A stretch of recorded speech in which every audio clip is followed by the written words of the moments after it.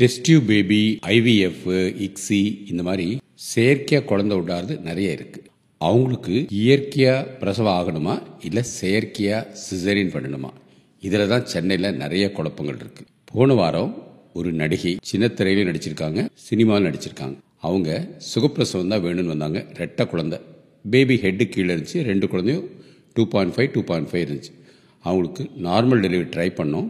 ஆனால் ஏதோ ஒரு ரீசனால பேபி ஹெட்டு கீழே வரல.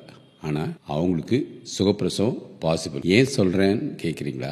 சிசேரியன் ஒரு மேஜர் ஆப்ரேஷன். ஐவிஎஃப்ல 6 மாதம் 7 மாதம் 8 மாதத்துக்குள்ளேயே சிசேரியன் பண்ணிடுவாங்க. குழந்தைக்கும் முழு வளர்ச்சி இருக்குமான்னு சொல்ல முடியாது. அதனால ஜாதகத்தையே மாற்றி எழுதுவாங்க. இவங்களுக்கு 39 வாரத்தில், அதாவது அவங்க டெலிவரி டேட்டுக்கு ஒரு 7 நாள் முன்னாடி குழந்தை ரொம்ப சந்தோஷமா இருந்துச்சு.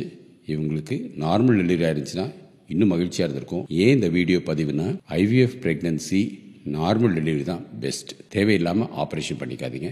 ஏன்னா அடுத்த முறையும் உங்களுக்கு அதே ஆப்ரேஷன் பண்ண வேண்டி வரும். அது ரொம்ப கஷ்டமாக இருக்கும், உங்கள் உடல்நிலையும் பாதிக்கும்.